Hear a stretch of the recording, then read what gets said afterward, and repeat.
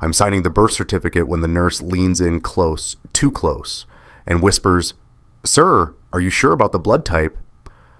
Her eyes aren't questioning. They're apologetic. The pen freezes in my hand. Around us, the maternity ward hums with new life. Babies crying, mothers laughing, fathers taking photos. Everything is soft edges and pastel walls, and that specific hospital smell of antiseptic trying to mask itself as lavender. "What do you mean?" I ask, though some part of me already knows this isn't a clarification question. This is the question that ends things. She glances at my wife, Sarah, still pale from delivery, sleeping finally after 18 hours of labor, then slides a printed form across the clipboard. It's the blood type chart. Hospital laser print, that slick texture that smudges if your palms sweat. Mine are sweating. "The baby is AB positive," she says quietly. "You're listed as O positive. Your wife is O positive." She pauses, and in that pause, I hear my entire world restructuring itself. That's not genetically possible, sir. 2 O-positive parents can't produce an AB-positive child. The fluorescent lights above suddenly feel too bright. I can hear the machine at the nurse's station still humming, spitting out truths that shatter lives with the same mechanical indifference it prints meal requests and medication schedules. "There must be a mistake," I say, but my voice sounds far away. "The lab, they mixed up." "We triple-checked," she interrupts, gentle but firm. "I'm sorry, I've seen this before, and She stops herself, professional boundaries reasserting control. "I thought you should know before you sign." I look down at my daughter, except she's not, is she? Sleeping in the bassinet beside Sarah's bed. 3 days old. I've been her father for 72 hours. I've changed her diapers, learned the specific way she likes to be held, memorized the tiny birthmark on her left shoulder blade. I've loved her for 9 months before that. Every ultrasound, every kick Sarah felt, and let me feel through her belly. The nurse's eyes tell me she's seen this before, but what she said next made me understand why some fathers just disappear. "I can give you some time," she offers. "The certificate doesn't need to be filed until tomorrow." I nod, can't speak. She leaves, footsteps soft on linoleum, and I'm alone with 2 strangers wearing the faces of my family. The drive home is 43 minutes of mandatory performance. Sarah sits beside me, our daughter. I still call her that in my head, can't stop yet, strapped into the car seat in the back. The seat I installed 3 times to get it perfect, watching YouTube videos at midnight, testing the tension on the straps until my fingers cramped. Whose child was I really protecting? Sarah keeps talking. She's exhausted, but wired. That post-delivery cocktail of hormones and joy and relief. She's naming people we need to call, planning the announcement photos, asking if I remembered to grab the going home outfit from the hospital bag. I make sounds, agreement sounds. Mm-hmm. Yeah, sure. Every red light feels like a reprieve and a torture. Stop, breathe. The baby makes a small noise, that clicking sound newborns make with their tongues, and Sarah twists around to check on her. "She's perfect," Sarah says, and there's something in her voice, something I've never heard before, or maybe something I'm only hearing now because I'm listening differently. Absolutely perfect. Is she talking to me or to herself? I watch the road, follow the GPS even though I know the way home, focus on the white lines, the turn signals, the pedestrians at crosswalks, all these normal things, this normal drive, this normal day where everything ended and I'm the only one who knows it yet. The car seat manual is still on the floor of the back seat, under Sarah's hospital bag. I can see the corner of it, new. Still has the $89.99 price tag from Target. I'd researched for weeks, read safety ratings, watched crash test videos, made sure I got the best one we could afford. In the rearview mirror, I catch a glimpse of the baby. Her face is turned towards the window, eyes closed, completely trusting that the man driving will keep her safe. But I'm not her father. I installed that car seat 3 times to get it perfect. But whose child was I really protecting? We get home and Sarah goes straight to bed. The doctor said she needs to rest, needs to let her body heal. I tell her I'll handle everything, bring her whatever she needs. She smiles at me, grateful, loving, and I feel like a fraud accepting that smile. I should wake her up right now, should show her the blood type chart I folded into my wallet at the hospital, should ask her to explain the impossible. Instead, I stand in the doorway of the nursery. 4 months of weekends are in this room. The crib I assembled at 2 a.m. on a Tuesday, couldn't sleep from excitement, left notes in the margins of the instructions. Finish 2 a.m., can't wait. The walls I painted myself, we'd gone to Home Depot together, spent an hour studying paint samples, 15 different shades of blue. Sarah had written on several, "Let me choose." I'd laughed, told her, of course, whatever she wanted, ended up with something called Ocean Whisper, which sounded pretentious but looked perfect when the afternoon light hit it. The paint still smells faintly chemical sweet. That niche new room smell, hope smell. The ultrasound photos are everywhere, framed on the dresser, one big one on the wall above the changing table. I'd gone to every appointment, held Sarah's hand through morning sickness, felt the first kick at 18 weeks, started talking to my daughter through Sarah's belly at 24 weeks, reading to her, playing music. Were they laughing about me the whole time? The largest photo is in an expensive frame, dark wood, glass front, the kind that makes everything look important. It's the 20-week scan, the one where we found out we were having a girl. Sarah's face in that photo is radiant, happy. I reach for the frame, and that's when I see it. Tucked behind the ultrasound, barely visible, is another photograph. Wrong size for the frame. I pull it out. It's Sarah. At a restaurant I don't recognize. She's sitting across from a man I've never seen before. He's leaning forward, elbows on the table, and Sarah is laughing, that open-mouthed, head-thrown-back laugh she does when something genuinely delights her. Her body language is easy, intimate. The photo is candid, taken from a few tables away maybe, probably by a friend, the kind of picture people take to remember a good night. I turn it over. No date, no names. Just a small stamp from a photo processing place. Developed March 2024. March. I flipped through my mental calendar 9 months and 2 weeks ago.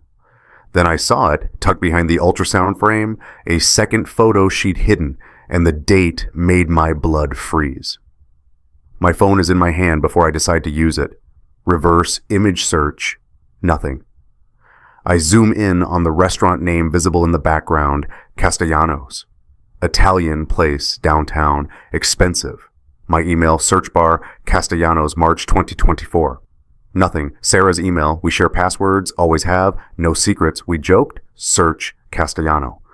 One result, a confirmation email, reservation for 2, March 14th, 7:30 p.m. Name on the reservation, Sarah Parker. Parker is her maiden name. She hasn't used it since we got married 3 years ago. I check my calendar for March 14th. There it is, the day that's seared into my memory. Dad's funeral, Columbus. I'd driven there alone. Sarah said she couldn't get off work, had a major presentation. I'd been devastated but understood. Buried my father and drove back the next day, and she'd been waiting with Thai food and sympathy and told me she was sorry she couldn't be there. She'd been at Castellanos on the night I buried my father with a man whose face I don't know. I go back to the confirmation email, click through to the receipt. It's still in her inbox, forwarded from her personal card. 2 entrees, $47. 1 bottle of wine, $32. Tiramisu to share, $12. Total, $87.43. There's a note at the bottom in Sarah's handwriting, captured in a photo she'd sent to someone. Thanks, Mom, for setting this up. Her mother. Linda had set this up. Linda, who never thought I was good enough for her daughter, who made little comments about my job, electrician, working with my hands, as she put it, always with that particular emphasis that made it sound like I was doing something vaguely shameful. Who talked about Sarah's ex-boyfriend, the lawyer, a little too often, who went quiet whenever I talked about our plans, our future, our daughter who couldn't be mine. I knew exactly where I was that night, 200 miles away at my father's funeral, and her mother knew it too. I'm at Linda's house before I've fully thought through what I'm doing. It's Sunday morning. She'll be back from church by now, having coffee on her patio, reading the paper, being righteous. Her house is in Brookhaven, the neighborhood with the good schools and the homeowners association that fines you if your grass gets too long. My truck looks out of place, parked on her pristine street. She opens the door in her church clothes, surprise flickering across her face before she smooths it into her usual polite, cold expression. "Michael, what a surprise. Is Sarah—" "We need to talk," I say, not loud, not angry yet, just flat. She hesitates, and in that hesitation, I see the calculation. She steps back, lets me in, leads me to her living room. Everything is white and cream and tasteful. Nothing like our house, which is full of color and life and things we actually use. I don't sit, pull out my phone, show her the photo. "Who is he?" Linda looks at the photo. Her face doesn't change, doesn't pretend not to know. Just looks at it, then at me, and sighs like I've inconvenienced her by noticing. "His name is David," she says. "He's a colleague's son. I thought Sarah should meet him while she was married to me. I thought she should have options." Linda's voice is cool, matter of fact. "You're a nice man, Michael, but Sarah deserves better. Someone from her own background, someone with prospects." The word prospects lands like a slap. I'm a licensed electrician. I own my own small business. We have a nice house, savings, a good life, but it's never been enough for Linda because I don't wear a suit to work. She's my wife. I manage, she was settling. Linda sits down, crosses her legs, takes a sip of her coffee like we're discussing dinner plans. I did what any mother would do. I introduced her to someone suitable on the night of my father's funeral. For the first time, something flickers in her expression, not guilt, irritation. That was coincidental. Was it? I pull up the reservation email on my phone, show her. "You made the reservation. You told her I'd be gone." I told her she should keep her options open and she made her own choices. That's between you and Sarah. I want to shout, want to break something. Instead, I just stand there shaking, while Linda looks at me with something like pity. "The baby," I say. "Sarah's baby. She's AB positive." Linda blinks. Once, twice. Then understanding dawns and her expression shifts, not to horror or sympathy, but to something that might be satisfaction. She smiles, actually smiles, and says, "At least now she'll have a child with good genes." The words hang in the air between us, clinical, eugenic, cruel. I leave before I say something I can't take back, before I do something I'll regret. But as I get in my truck, I can feel Linda watching from her window, probably thinking she's won something. Maybe she has. Sarah is awake when I get home, sitting up in bed with the baby against her chest, skin to skin like the lactation consultant recommended. It's a beautiful scene. Madonna and child, everything soft and sacred. I stand in the doorway, and she looks up, smiles, then sees my face. "What's wrong?" I cross the room, sit on the edge of the bed, pull out the photograph from behind the ultrasound. "Who is he?" All the color drains from her face. She pulls the baby closer, protective instinct, even though I'm not the threat here, or maybe I am. Maybe to her, I'm the danger in this moment, the one who knows. "Michael, who is he?" She's quiet for a long moment. The baby makes soft noises between us. Finally, Sarah whispers, "His name is David. I met him. My mom introduced us." "When?" "March. Just It was just dinner, Michael, just once, I swear. I pull out my phone, show her the blood type chart I photographed at the hospital, watch her read it, watch the realization hit. Oh, God, she breathes. Oh, God, Michael, Is she mine? I don't know. Her voice breaks. I didn't think we used protection. I thought... You thought what? That I wouldn't notice? That I'd just raise another man's child and never know? It was one time. She's crying now, and part of me wants to comfort her because that's what I do. That's who we are. Were. But I can't move. One dinner, one mistake, and I regretted it immediately. I came home and I loved you and I wanted us and I made a mistake. I stand up, walk to the closet, pull down the overnight bag. What are you doing? I need to think. I can't be here right now. Michael, please. We don't leave. That's what you always say. We don't leave when things get hard. We stay. We work through it. She's using my own words. The promise I made at our wedding, the vow I've kept through fights and money stress and her mother's constant disapproval. We don't leave. But she already left. She left me the night she went to Castellanos with David. She left me every time she looked at her daughter and didn't tell me the truth. Please, Sarah whispers, don't leave us. I look at her holding the baby, 3 days old, innocent, blameless. Not her fault her mother is a liar and her grandmother is a manipulator and her biological father is a stranger whose name I just learned. I'm getting a paternity test, I say. I need to know for sure.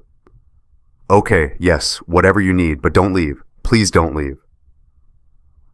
I grab my bag, kiss Sarah on the forehead, habit, muscle memory, the ghost of who we were, and walk out. I don't look at the baby, can't. She swore it was once, but the calendar showed 14 hearts, and I'd been home for only 8 of those nights. I stay at my buddy Jake's apartment. He doesn't ask questions when I show up at 11 p.m. with a duffel bag, just points to the couch and hands me a beer. By morning, I've told him everything. Jesus is all he says. Then, what do you need? What I need is a time machine. What I need is for the nurse to have been wrong, for the blood types to make sense, for my wife to have been at a work presentation on March 14th, like she said. What I get is the address for a paternity testing clinic that opens at 8 a.m. The waiting room has 5 other men. We don't make eye contact. There's a particular shame in this room, a particular kind of not knowing that we all share. The magazines on the table are 6 months old. People, Sports Illustrated, Parenting. That last one feels like a cruel joke. The intake form is clinical. Alleged father. Mother. Subject child. Subject child. Like she's a specimen, a question mark, a problem to solve. The technician is professional, efficient, cheek swab for me. I have to bring the baby back tomorrow for hers. They can't do it without her physically present. Sarah will have to come. We'll have to be in a room together, pretending this is routine, pretending we're not dismantling our entire lives with cotton swabs and labeled vials. Results in 5 business days, the technician says. We'll email them to you by end of day Friday. 5 days, 120 hours. Sarah's been texting. She's sent 43 messages since I left. I've read none of them. The clinic said 5 days, but I was already mourning a daughter I'd loved for 9 months and 3 days. I go back to the house Tuesday morning when I know Sarah will be at her 6-week checkup. My house, my name on the mortgage. But it doesn't feel like mine anymore. Nothing does. The nursery is exactly as I left it. Ocean whisper walls. The mobile I'd hung, tiny elephants that play somewhere over the rainbow when you wind it up. I don't wind it up. I need evidence. Need to know how long this went on. One time, she said, just once? I start with her desk. The calendar is right there. One of those large desk calendars where each day is a square big enough to write in. Sarah's handwriting fills the squares. Dentist 2 p.m. Dinner W Mom, Michael's work party, and hearts, small ones drawn in the corner of certain dates. I start counting, working backward from the baby's birth date. March 14th, heart. March 18th, heart. March 23rd, heart. I keep going. April 2nd, April 9th, April 15th, April 22nd, April 29th, May 6th, May 13th, May 20th. 14 hearts total. 14 dates over 2 months. And I cross-reference with my own calendar. The work trips to Charlotte, the weekend helping my brother move, the Tuesday night league bowling I do with Jake. I'd been home for only 8 of those nights. The other 6, I'd been gone. She'd planned it. Or he had, or they both had, working around my schedule like I was the inconvenience, the obstacle to their real relationship. Under the calendar is a small wooden box. I've seen it before. Sarah keeps jewelry in it, old concert tickets, and sentimental things. I open it. Hotel key card, the Marriott downtown. Not the kind of key card that gets deactivated after checkout, the kind that says, keep as a souvenir, with the hotel logo embossed in gold. Why would she keep this? Then I see the post-it note stuck to it, Sarah's handwriting. First time, March 14th. First time, like there was a second, a third, a 14th. Not an accident, not a mistake, just calculated cruelty. I need to know who this David is. Need to put a face to the man who, what? Stole my wife? No, she went willingly. Gave herself willingly 14 times. I go back to that photo, zoom in on his face, run it through Google image search. Nothing. Try Facebook searching David in Linda's friends list. There. David Carrington, mutual friend Linda Parker. His profile is mostly private, but I can see enough. Works at Morrison and Associates, one of the big law firms downtown. Graduated from Vanderbilt. Family photos that scream old money, country clubs, sailboats, the kind of casual wealth where nothing is flashy because it doesn't need to be. LinkedIn gives me more. Associate attorney, corporate law. 3 years older than me. Looks like he stepped out of a J. Crew catalog. Perfect hair, perfect teeth, perfect life. And 6 weeks ago, I checked the date twice to be sure he got married. The announcement is public, posted on his new wife's Instagram. Stunning venue, designer dress, everyone beautiful and blonde and genetically blessed. He'd moved on, found his perfect match, someone from his world, his tax bracket, his zip code. While my wife was pregnant with his child, he was registering for gifts at Williams-Sonoma. He'd moved on, married into money, while I was signing away my rights to a child who carried his DNA in my name. If you've ever been told you weren't enough, that your work wasn't respectable enough, your background wasn't good enough, your worth could be measured by your bank account or your degree, leave a comment. Just type worth. Because I need to know I'm not alone in feeling like the world has a price tag on human value, and I couldn't afford the entry fee. Friday arrives like an execution date. The email comes at 4:47 p.m., subject line, paternity test results, case RPT 2024-8847. I'm in my truck, parked outside a job site. I told myself I'd wait until I got back to Jake's. Told myself I'd read it somewhere private, somewhere I could fall apart if I needed to. I open it in the truck. The report is 5 pages. Legal language, disclaimers, methodology. I skip to page 4. Conclusion, based on DNA analysis of the submitted samples, alleged father, Michael Torres, probability of paternity, 0.0%, exclusion, the alleged father is excluded as the biological father of the child. This conclusion is supported by genetic testing showing no shared alleles at the tested loci, 0.00%. Not unlikely, not inconclusive, excluded. A word that sounds like a door slamming. The paper is heavy, expensive stock, like they knew these results would be carried forever. Like they knew this single sheet would divide someone's life into before and after. I keep reading even though the conclusion is clear. There's a section about genetic markers, probability calculations, technical terms I don't understand.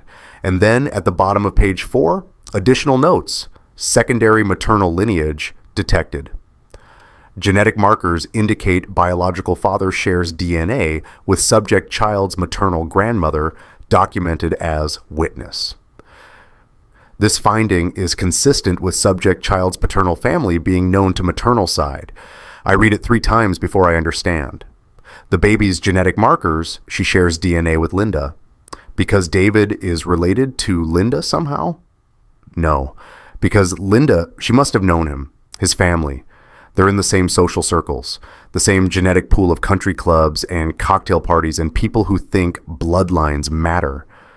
Linda didn't just introduce them, she matchmade from her own world, her own tribe.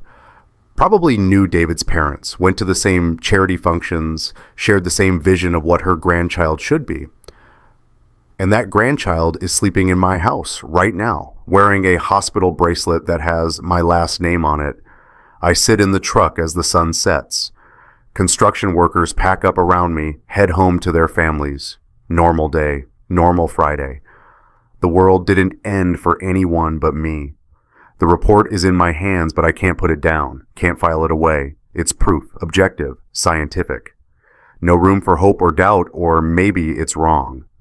The report included a note I wasn't expecting.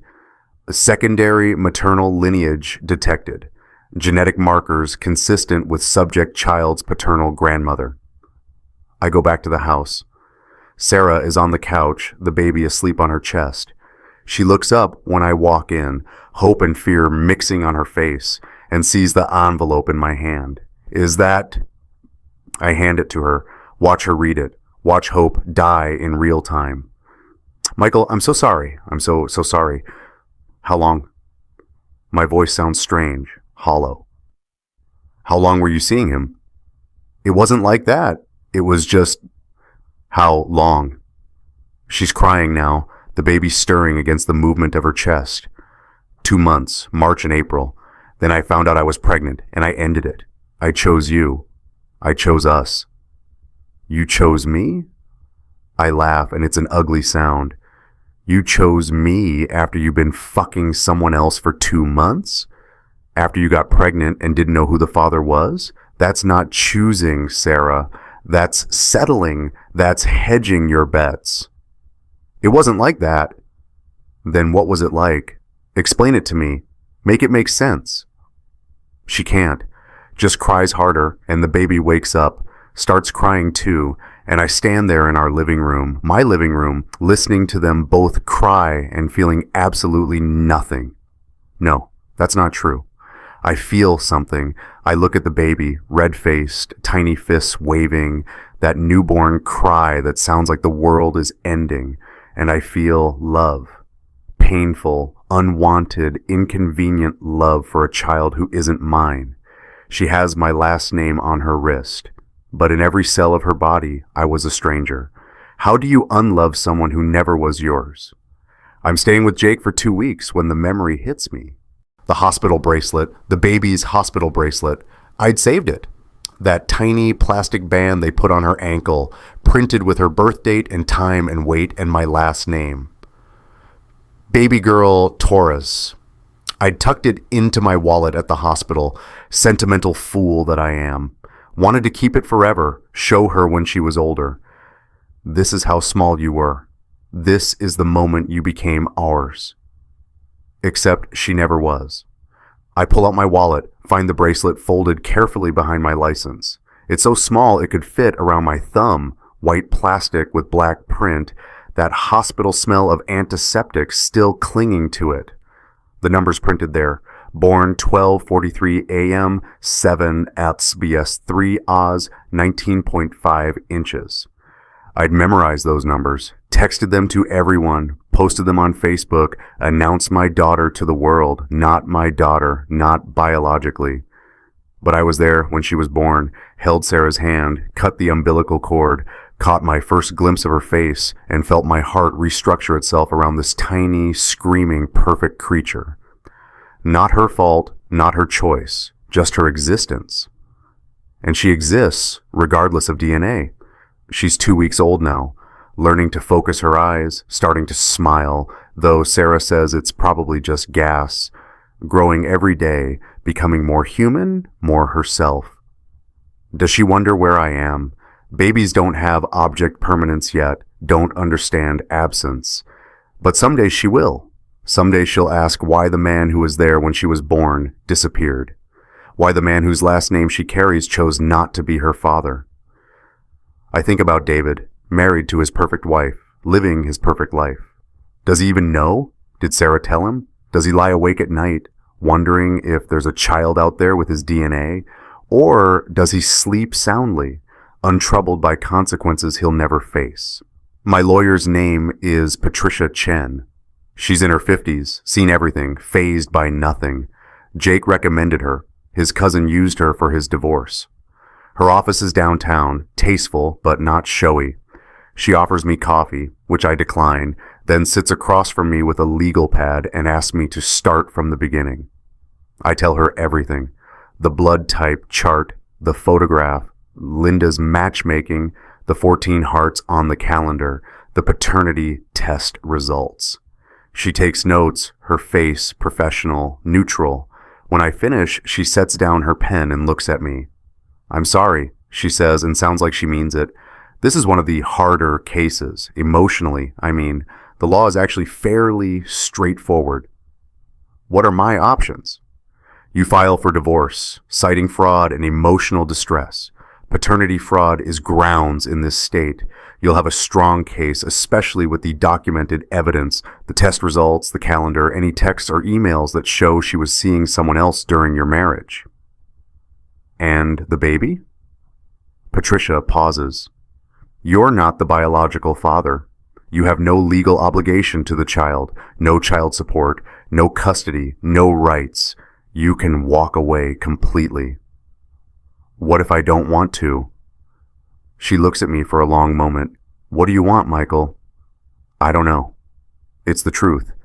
I'm so angry at Sarah, at her mother, at David, at the whole situation. But the baby, she didn't do anything wrong. No, she didn't. Patricia leans forward. But here's what I need you to understand. If you claim any parental rights, if you pursue custody or visitation, you may become legally responsible for child support. The court could view you as having taken on a parental role. You need to decide what you want before we file anything. How long do I have? The sooner the better, but take a few days. Think about what your life looks like in a year, in 5 years, in 18 years. Can you co-parent with Sarah after this? Can you watch the baby call David daddy if he decides to step up? Can you pay to support a child who isn't yours while Sarah moves on with someone else? I can't answer. Don't know how. There's no wrong choice here, Patricia says gently. Staying or leaving, either way, you're allowed to make the decision that protects you. You don't owe anyone your destruction. She's wrong about one thing, though. There is a wrong choice. I just don't know which one it is yet. My lawyer paused at the custody section and asked the question that broke me. Do you want visitation rights to a child who isn't yours? Sarah's voicemail started on day 3 of my silence. Message 1, 6:42 p.m. Michael, please call me back. I know you're angry. You have every right to be, but we need to talk about what happens next. The baby needs you. I need you. Just please call me. Message 2, 11:23 p.m. I can't do this alone. She cries all the time, and I don't know what she needs, and you always knew. You were so good with her. Please, Michael, I'm sorry. I'm so sorry. I'll do anything. Therapy, counseling, whatever you want. We can fix this. We can get through this. We don't leave, remember? That's what you always said. We don't leave. Message 3, 2:37 a.m. You know what? Fine. Don't answer. But you need to know that if you walk away now, everyone will know. Everyone will know that you abandoned your family when things got hard. What will people think of a man who walks away from his own child? How will you explain it? That you ran a DNA test because you didn't trust your wife? That you're the kind of man who stops loving a baby because of paperwork? I listened to that third message twice. The manipulation in it is so clear, so naked that I'm almost impressed. She's threatening to lie, to tell people the baby is mine, that I abandoned my biological daughter, to paint me as the villain in a story where I'm actually the victim. She still thinks we don't leave means I'll accept anything, but it meant I don't leave myself behind. I save all 3 messages, forward them to Patricia. Evidence of character, she'd said, shows pattern of manipulation. There's a 4th message from this morning. I told David, he wants to meet with you. He says we need to figure this out like adults. Please, Michael, for her. I delete it without finishing. Here's what I need to know from you. I need honesty right now because I'm drowning and I don't trust my own judgment anymore. If you were me, if you'd been betrayed like this, but you loved a child who wasn't yours, would you walk away completely or would you fight for visitation rights? Comment, walk, or stay. Tell me if I'm crazy for even considering staying in her life. Wednesday afternoon, my phone rings. Unknown number. I almost don't answer, but something makes me pick up. Michael Torres? Male voice. Educated. Smooth. Who's this? David Carrington. Sarah gave me your number. I think we should talk. Every muscle in my body tenses. I have nothing to say to you. Please, just give me 10 minutes. There's a coffee shop on 5th and Main. I can be there in 20 minutes. I should hang up. Should block this number, never think about David Carrington again. But I want to see him. Want to look in the face of the man who destroyed my marriage and see if he even has the capacity for shame. 30 minutes, I say, and you better have answers. David Carrington looks exactly like his photos. Pressed shirt, expensive watch, the kind of confident posture that comes from never having to question your place in the world. He's already sitting when I arrive, 2 coffees on the table, presumptuous, like he knows I'll stay. I sit anyway, don't touch the coffee. Thank you for coming, he says. You have 10 minutes, talk. He takes a breath, arranges his face into what I'm sure he thinks is sincere contrition. I want to apologize. What happened between Sarah and me it was wrong. I take full responsibility. Do you? It's not a question. I do. I was in a complicated place in my life and I made poor choices. But I want you to know that I ended it as soon as what? As soon as you got engaged to someone else? His jaw tightens. That's not... I looked you up, David. You proposed to your wife in May. Sarah was already pregnant. Did you know? No. She never told me. I found out yesterday when she called. And I'm prepared to do the right thing. He reaches into his messenger bag, pulls out a folder. My lawyer drew up papers acknowledging paternity. I'll take financial responsibility, child support, medical expenses, college fund, whatever's needed. He slides the folder across the table. I don't open it. That's it, I ask. You sign some papers, write some checks, and your conscience is clear. What else do you want from me? I want you to look me in the eye and tell me you knew she was married. He doesn't look away. I knew. And you did it anyway. Yes. At least he's honest. It doesn't make me hate him less, but it's something. Here's what's going to happen, I say. You're going to sign those papers. You're going to acknowledge paternity legally, publicly, and then you're going to decide if you want to be a father or just a checkbook. I want to meet her, he says quietly. My daughter, I want to... The coffee shop door opens. A woman walks in, blonde, elegant, visibly pregnant. She scans the room, sees David, and her face goes pale. David? He turns, and I watch all the blood drain from his face. Claire, what are you... You said you had a meeting downtown. I thought I'd surprise you. We could do lunch. She's looking between us now, confusion shifting to suspicion. Who is this? David stands, fumbles for words. This is Michael. I'm the husband, I say. of the woman your husband had an affair with last spring while you two were engaged. Claire's hand goes to her stomach, protective, instinctive, the same gesture Sarah made. What? Claire, let me explain. She had a baby 3 weeks ago, I continue. I'm not trying to be cruel, but the truth is its own kind of justice. Your husband's baby, he was just signing papers to acknowledge paternity. I watch her absorb this, watch her perfect life crack down the middle. She looks at David with an expression I recognize, that moment when someone you trusted becomes a stranger. You have a child? Her voice is barely a whisper. I didn't know, David says quickly. I swear I didn't know until yesterday. But you knew you were having an affair while we were planning our wedding, while I was... She looks down at her own pregnant belly. Oh my God. He signed the paper, but when I asked if he wanted to meet his daughter, he looked at me like I'd suggested he jump off the building. Claire leaves, just turns and walks out, and David goes after her, and I'm left sitting alone with 2 cold coffees and a signed paternity acknowledgement form. I open the folder. It's all there. Legal language admitting David Carrington is the biological father of baby girl Taurus, born December 8th. There's a motion to amend the birth certificate, add his name, financial responsibility agreement, everything neat and legal and completely bloodless. I take a photo of every page, send them to Patricia.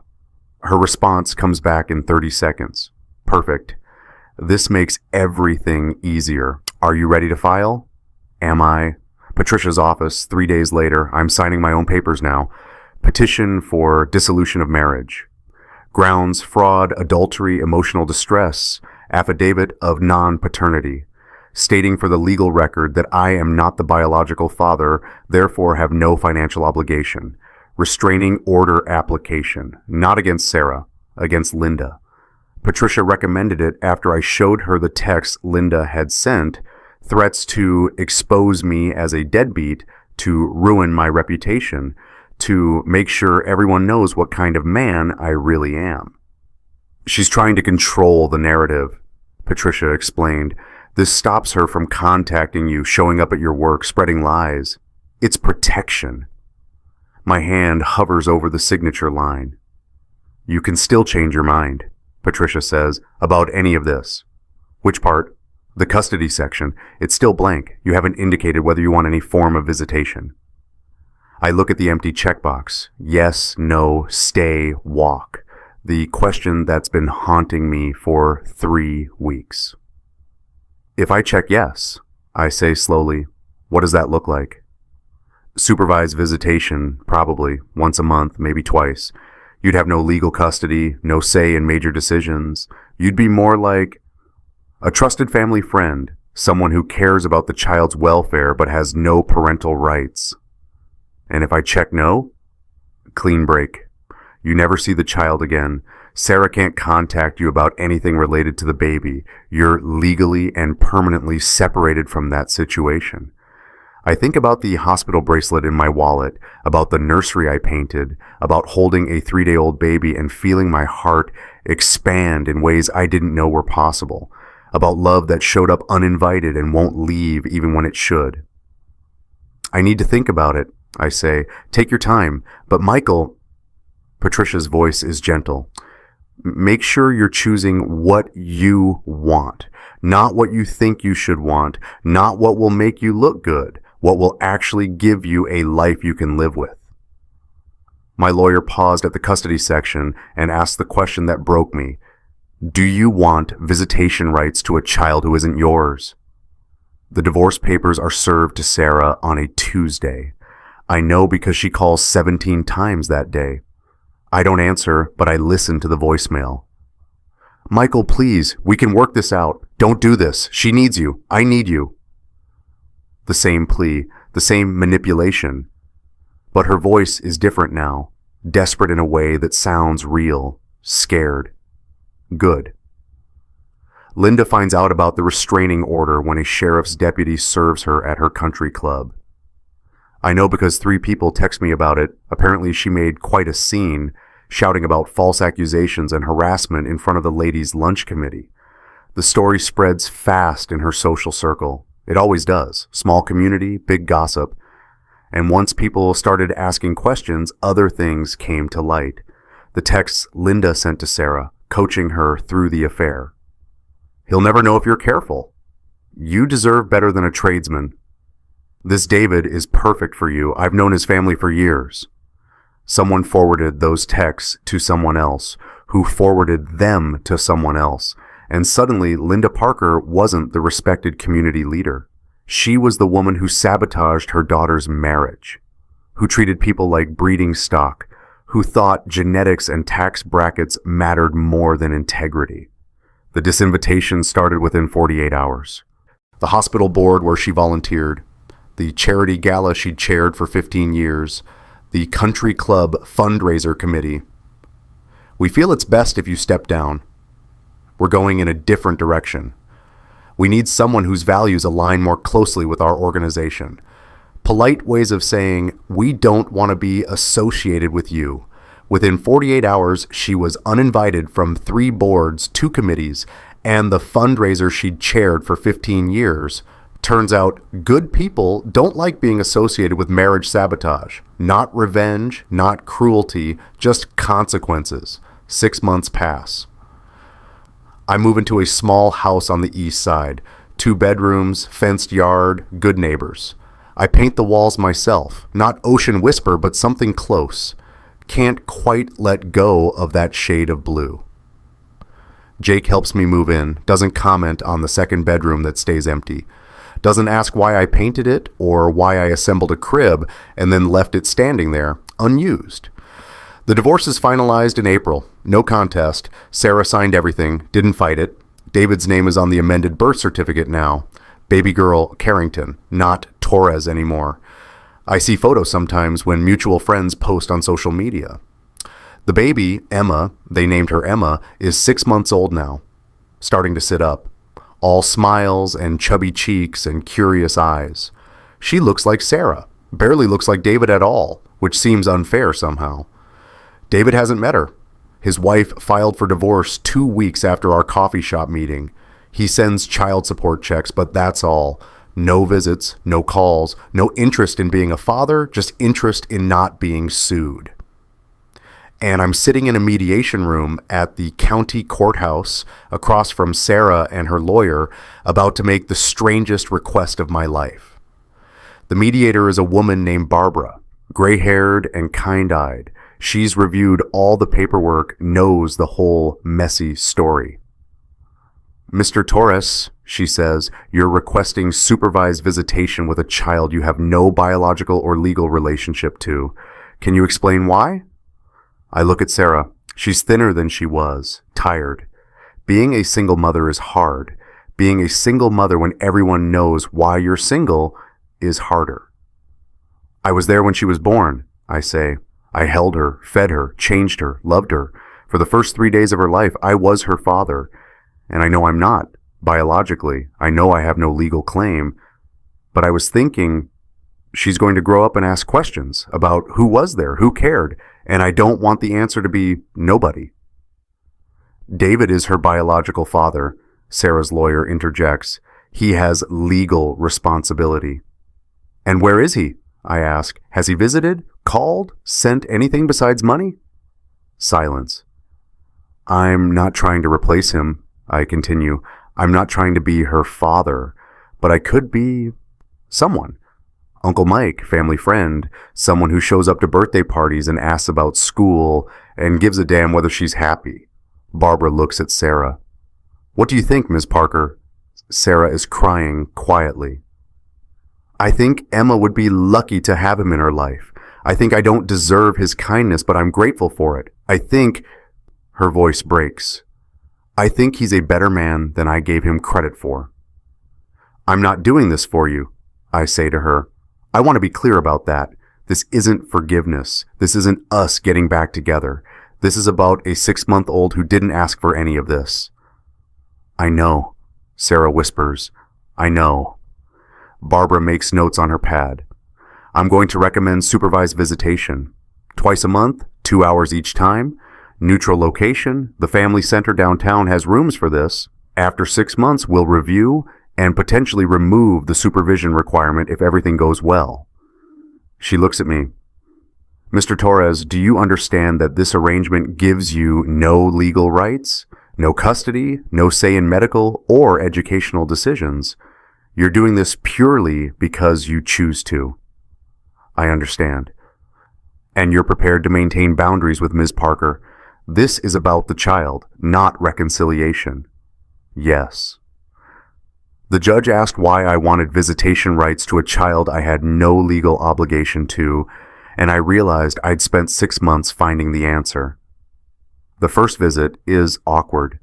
Sarah brings Emma to the family center, hands her over like we're conducting a transaction. Emma is suspicious of me at first. 6 months is long enough to forget, or to never have remembered in the first place. But babies are resilient, forgiving. I talk to her softly, let her grab my finger, make faces until she smiles. By the end of the 2 hours, she's comfortable enough to fall asleep on my shoulder. She remembers you, Sarah says quietly as she packs up the diaper bag. She doesn't, but that's okay. We'll make new memories. Michael. She stops herself, starts again. Thank you for this, for being... I'm not doing it for you, I repeat. I need you to understand that. I do. I want you to know that I'm sorry for everything, and that I know sorry doesn't fix anything, but I am. I nod. Don't say it's okay because it's not. Don't say I forgive her because I'm not sure I do. Just nod and hand Emma back and watch them leave. This story isn't just about DNA and betrayal. It's about the families we choose when the ones we're given fall apart. If you have someone in your life who loved you when they didn't have to, or if you've been that person for someone else, share it in the comments. Those stories matter. They're proof that love isn't just biology. It's choice. It's showing up. It's staying when you could leave. 3 months later. Emma is 9 months old. We're at the family center again. No supervision anymore. Just me and her in a room full of toys. She's babbling now, nonsense sounds that occasionally sound like words. Da-da-da, she says, and my heart clenches. Not Daddy, I tell her gently. I'm Mike. Can you say Mike? She says and laughs. Close enough. I brought something today. The hospital bracelet, hers, from the day she was born. I'd kept it in my wallet all these months, right next to the paternity test that says I'm not her father. I don't give it to her. She's too young. Would just put it in her mouth. But I show it to her. This is from the day you were born, I tell her. See? Baby girl Torres. That was your name for a little while before things got complicated. She grabs for it with chubby hands. I let her touch it, feel the plastic band. You have a different last name now, I continue. And that's okay. Names don't really matter anyway. What matters is who shows up, who stays, who loves you even when it's hard. She makes a sound, agreement maybe, or just gas. I pull out my phone, take a photo of her holding the bracelet. Send it to no one, just keep it for myself. Sarah meets someone, a teacher. Nice guy from what I can tell. Patient with Emma. Doesn't try to replace David, just treats her well. They get engaged after a year. She texts me before she posts it publicly. Wanted you to hear it from me first. Jake proposed. I'm happy. Emma likes him. I hope that's okay. I text back, congratulations. She deserves a good stepfather. And I mean it. Emma is 2 when she first calls me by name. Not Mike. That's too hard still. But close enough. Sarah has dropped her off for our visit. Unsupervised now, sometimes at my house, sometimes at the park. Today we're at my place and Emma is fascinated by the paint samples on my desk. What's this? She asks in her toddler way, all curiosity and pudgy fingers. Those are colors, I tell her, from a long time ago. I was picking paint for a room. Pretty, she decides, and I laugh. Yeah, pretty. I still have those paint samples, not for her room anymore, but for mine. That shade of blue was always about hope. Still is. Patricia calls me on a random Tuesday. I have news. Linda Parker is moving to Arizona. Apparently her son lives there. She's selling the house, leaving town. Good for her, I say and mean it, not vindictively, just good. She should have a fresh start somewhere she didn't burn all her bridges. She sent a letter, Patricia continues, to my office for you. I don't want to read it. I understand. I can destroy it if you want. I think about it, about Linda and her good genes comment and her belief that people could be sorted into categories of worthy and unworthy. No, I say finally. Keep it. Maybe someday I'll be curious, but not today. Fair enough.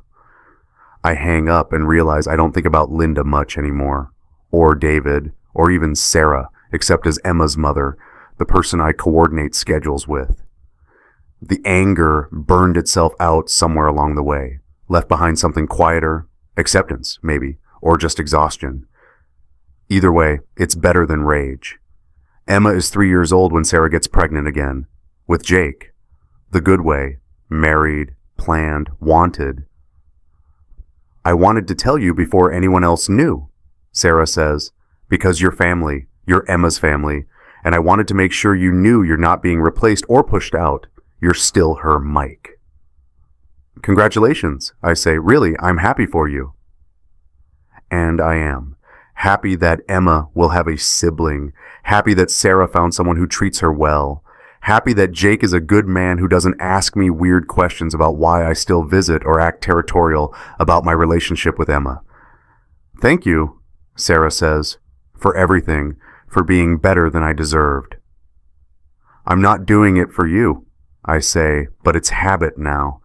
The edge is gone. I know, you're doing it for her. We don't leave. Not the people who earned our love, and not the innocent ones who didn't ask to be caught in someone else's betrayal. Emma starts preschool. Sarah texts me photos. First day, new backpack, nervous smile. I text back a thumbs up and a heart. My girlfriend asks, "Is that the kid?" Her name is Rachel. She's a nurse, kind and practical, and doesn't flinch when I explain the complicated situation. Yeah, I say, that's Emma. She's cute. She is. Does it still hurt seeing pictures? I think about it. No, not anymore. It's just different now. She's just Emma, not the symbol of betrayal or the reminder of what I lost. Just a kid I care about. That's healthy, Rachel says. Maybe it is, or maybe it's just survival disguised as healing. Either way, it works. 5 years after the hospital blood type revelation, Emma is 5 years old. Old enough to understand some things, young enough to accept them without judgment. We're at the park, our usual Tuesday afternoon visit. She's on the swings, demanding to be pushed higher, higher, higher. Mike, she says, that particular tone that means a big question is coming. Yeah? Why don't you live with me and Mommy and Jake and baby Ben? Here it is. The question I've been preparing for. I slow the swing, catch it, crouch down to her level. Because your mom and I aren't married anymore, I say carefully. Sometimes grown-ups decide they're better as friends than as husband and wife. But you still love me? Always, no matter what. That never changes. Good. She considers this. Can you push me higher now? And just like that, we're done. The big existential question answered, accepted, filed away. Kids are like that, resilient in ways adults forget how to be. I push her higher, higher, higher, and listen to her laugh and think about how family is just a word we made up to describe the people who stay. I'm at Target buying Emma a birthday present. She's turning 6 next week when I run into David. He's in the toy aisle too, looking lost. We make eye contact. He freezes. Michael, he says. David. Awkward silence. Then, I'm getting something for Emma for her birthday. Sarah said it was okay to send something. That's good, I say and mean it. She'd like that. Are you going to the party? I am. More silence. David shifts his weight. I'm not, Sarah invited me, but I thought it might be complicated. With Claire, we're trying to work things out. Good for you. Do you... He stops, starts again. Do you ever regret it? Staying in her life? I look at the toy in my hand, a craft kit Emma will love. Think about Tuesday afternoons at the park, about the smile she gives me when I show up, about being someone she trusts, someone she knows will be there. No, I say, never. David nods slowly. You're a better man than me. Maybe. Or maybe I just loved her first. I leave him standing there in the toy aisle and head to checkout. Don't look back. Emma's 6th birthday party. Sarah and Jake's house, backyard full of kids and parents and chaos. I bring the craft kit. Emma tears into it with appropriate enthusiasm, hugs me tight. Thanks, Mike. Happy birthday, kiddo. Rachel is with me, first time meeting Sarah and Jake in person. It's surprisingly not weird. We all act like adults, make small talk, eat cake. There's a moment when Emma brings me over to meet her new baby brother. Ben is one, toddling around, grabbing everything. This is my Mike, Emma tells him seriously. He's my family. My family, not my father, not my stepdad. Just Mike, family. And somehow that's enough. I'm home later, putting away the leftover birthday cake Sarah insisted I take, when I pull out my wallet to file a receipt. The hospital bracelet is still there. Baby girl Taurus, printed in black on white plastic. 6 years old now, the plastic starting to yellow, the numbers fading. Next to it, tucked behind my license, the paternity test. Probability of paternity, 0.00%, 2 pieces of paper, 2 versions of truth. She still has my last name on that bracelet. I keep it in my wallet, right next to the paternity test that says I'm not her father. Because biology isn't everything. Sometimes family is just chosen. Rachel sees me looking at them, doesn't ask. Just puts her hand on my shoulder, gentle. You okay? Yeah, I say, and realize it's true. I really am. I close my wallet, put it back in my pocket. The weight of it familiar, comfortable, a reminder of who I chose to be when everything fell apart. Not perfect, not a saint, just someone who showed up, who stayed when he could have left, who decided that love was worth the pain of redefining what family means. In the second bedroom, Emma's room when she visits, the crib I assembled 6 years ago has been replaced with a twin bed. The walls are still that shade of blue, ocean whisper, the color of hope. And tomorrow is Tuesday, park day. I'll be there.